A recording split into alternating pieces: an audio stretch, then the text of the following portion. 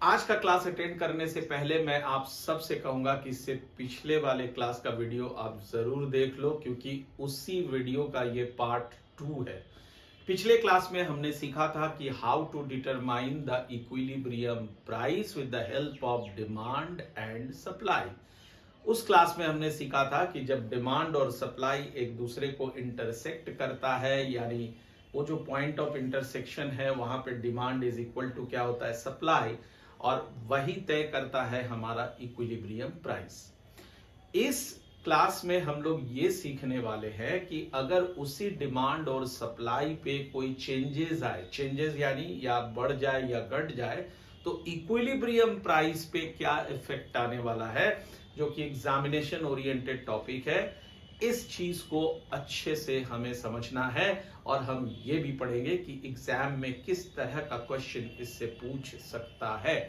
तो इसमें बहुत सारे सिचुएशंस है जो हमें डील करना है, तो आओ एक एक करके हम लोग सिचुएशंस को सीखते हैं। सबसे पहला जो सिचुएशन है, situation number 1। Situation number 1, demand and supply both increases equally। मतलब कि यहां पे दोनों जो टूल्स है, डिमांड एंड सप्लाई, दोनों बढ़ रहा है और इक्वल प्रोपोर्शन से बढ़ रहा है। ठीक है, तो हमें बताना है कि इक्विलिब्रियम प्राइस में क्या इफेक्ट आएगा। तो आइए सीखते हैं।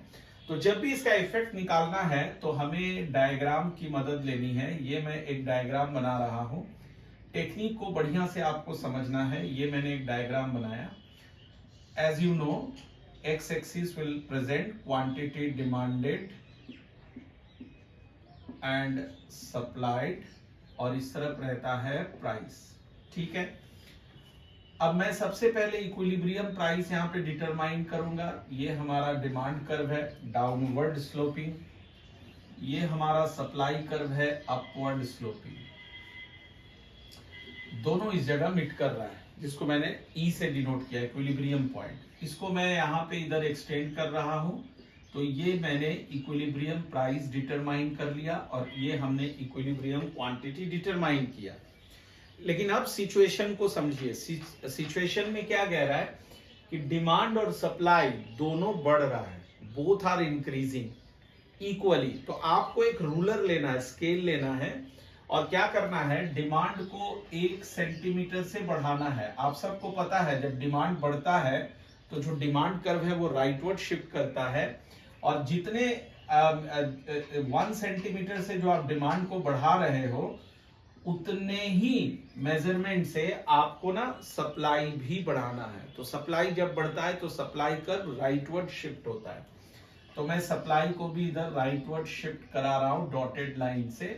ये S1 और S1 आ गया। अब ध्यान से देखो बच्चों कि जो नया डिमांड कर्व और नया सप्लाई कर्व है, ये दोनों कहां पे इंटरसेक्ट कर रहा है, ये दोनों इस जगह इंटरसेक्ट कर रहा है। इसका नाम मैंने रख दिया E1। अब मैं क्या करूंगा, इसको इस तरफ एक्सटेंड कर रहा हूं और इसको नीचे इधर एक्सटेंड कर रहा हूं। तो गौर से देखो, ध्यान से देखो सब कोई, मेरा जो इक्विलिब्रियम प्राइस है वो उतना ही रह गया, ओपी। दिख रहा है ना सबको? इक्विलिब्रियम प्राइस में कोई चेंज नहीं आया, लेकिन इक्विलिब्रियम क्वांटिटी जो है वो OQ से OQ1 हो गया, ये बढ़ गया। ठीक है, तो इसका रिजल्ट आप क्या लिखोगे? इसका रिजल्ट आप लिखोगे कि equilibrium price remains same and equilibrium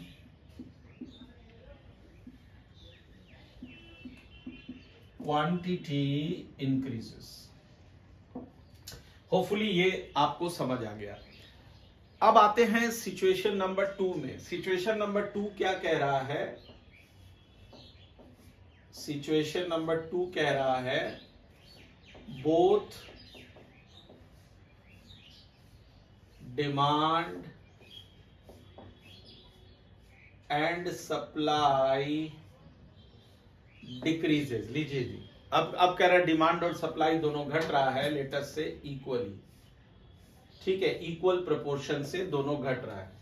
तो आइए इसको भी डायग्रामेटिकली समझ लेते हैं कि किस तरह से इक्विलिब्रियम प्राइस मेरा अफेक्टेड होगा। तो ये y एक्सिस है, this one is x axis, this is the origin, this will be quantity demanded and supplied, और इस तरफ आ गया प्राइस। ये मैंने ओरिजिनल डिमांड कब ड्रॉ कर लिया dd, ये मैंने ओरिजिनल सप्लाई कब ड्रॉ कर लिया ss। ये दोनों देखो बाबू लोग यहाँ पे मीट कर रहा है, इक्विलिब्रियम पॉइंट हो गया। इसको मैंने इधर एक्सटेंड कर दिया OP, इधर मैंने एक्सटेंड कर दिया OQ, ठीक है। अब क्या है, डिमांड और सप्लाई दोनों घट रहा है, डिक्रीज कर रहा है। तो जब इंक्रीज करता है तो कर्व राइटवर्ड शिफ्ट करता है, और जब घटता है तो कर्व लेफ्टवर्ड शिफ्ट करता है। तो ये सप्लाई कर्व जो है देखो इधर लेफ्टवर्ड शिफ्ट कर रहा है, ये लेफ्टवर्ड शिफ्ट कर रहा है, ये S1 आ गया, ये इधर आ जाओ, ये डिमांड कर्व भी इधर शिफ्ट कर रहा है, D1 आप क्या करोगे ना, आप जो है एक रूलर से इसको ड्रॉ करोगे, ठीक है, मेजरमेंट करके करोगे, नहीं तो हिसाब किताब जो है ना वो गड़बड़ होने वाला है।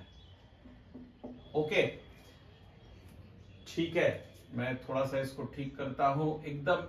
अगर सप्लाई को 1 सेंटीमीटर से मैं घटा रहा हूं तो डिमांड को भी क्या करना होगा, 1 सेंटीमीटर से घटाना पड़ेगा, नहीं तो रिजल्ट इफेक्ट कर जाएगा। अभी आप देखो ध्यान से, ये सप्लाई कर्व लेफ्टवर्ड शिफ्ट हो गया, ये डिमांड कर्व लेफ्टवर्ड शिफ्ट हो गया। अभी जो नया डिमांड कर्व और सप्लाई कर्व है दोनों ने इस जगह मीट किया, इसका नाम मैंने रख दिया E1। अरे नतीजा क्या हो गया, इक्विलिब्रियम प्राइस वही रह गया OP, लेकिन इक्विलिब्रियम क्वांटिटी जो है ना वो आपका घट गया।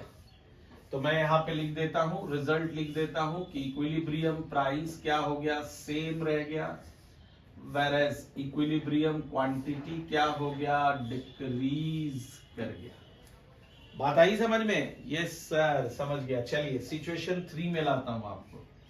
आइए सिचुएशन 3, ऐसे कई अनगिनत सिचुएशंस हो सकते हैं, ठीक है ना। जो जो इंपॉर्टेंट है मैं आपको सारा सिचुएशन बता दे रहा हूं।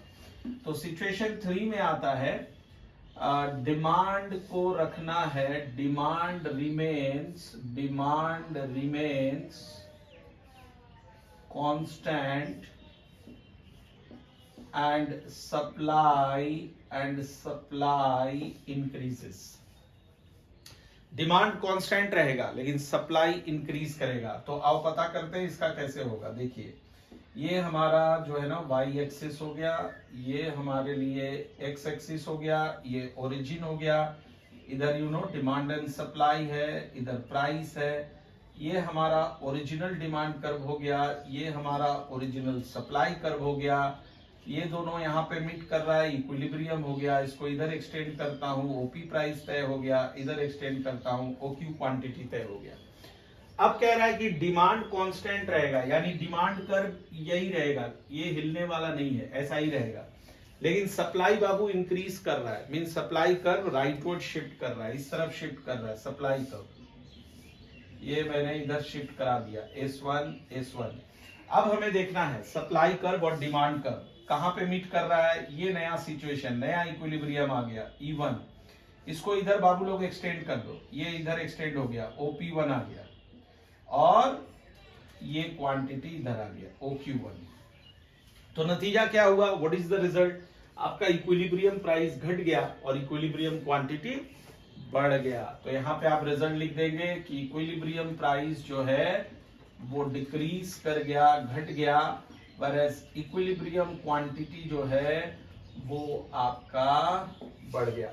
तो जो इंटेलिजेंट स्टूडेंट है या कोई भी स्टूडेंट हो उसको समझ में आ रहा है कि कोई भी सिचुएशन दे दे, अगर मैं ग्राफ से उसको डिटेक्ट करूं तो आसानी से मैं रिजल्ट को डिटेक्ट कर सकता हूं। ये रटने की चीज नहीं है, आप ग्राफ बना करके सिचुएशंस को टैकल करोगे।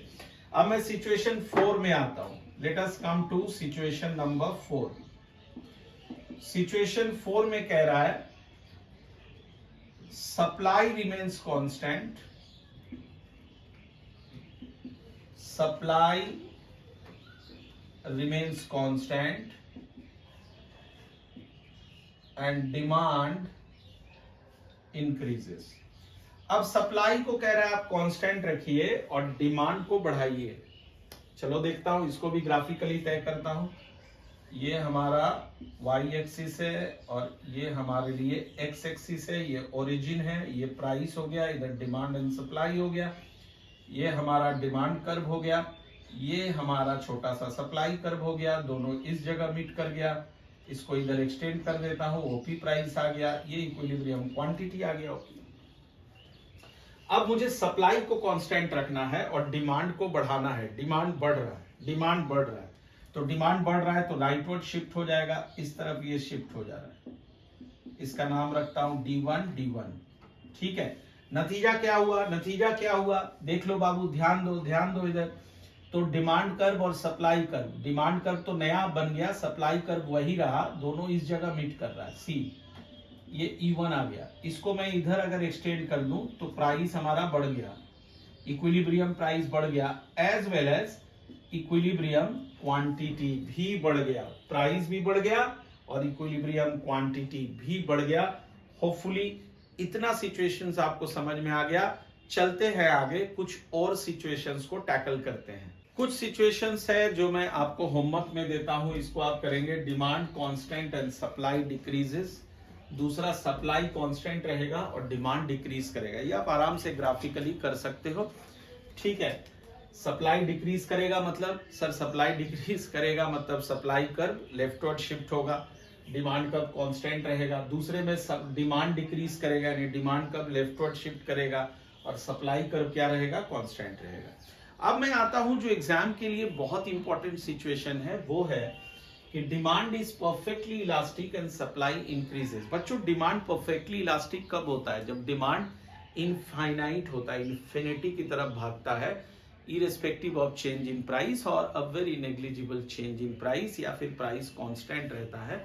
और एट कांस्टेंट प्राइस डिमांड जो है वो इनफाइनाइट होता है, इन्फिनिटी की तरफ भागता है, रुकता नहीं है। तो इसको परफेक्टली इलास्टिक डिमांड कहते हैं। जैसे मैं डायग्रामेटिकली आपको यहाँ पे समझा दूं, ये y एक्सिस है, this one is x axis, this is the origin, this is price, here is demand and supply. So you see, let us say price is OP and this price, demand जो है वो क्या रहेगा?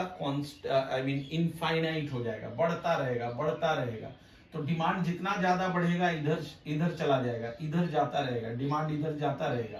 Price constant रहेगा या फिर बहुत negligible change in price होता है। तो डिमांड कर्व जो है ना ऐसा बनता है, ऐसे केस में ये DD कर्व बन गया, यानी ये हॉरिजॉन्टल कर्व होता है parallel to the x axis. ये परफेक्टली इलास्टिक डिमांड कर्व है। तो वही कह रहा है demand is perfectly elastic and supply increases. Suppose करो दिस इज द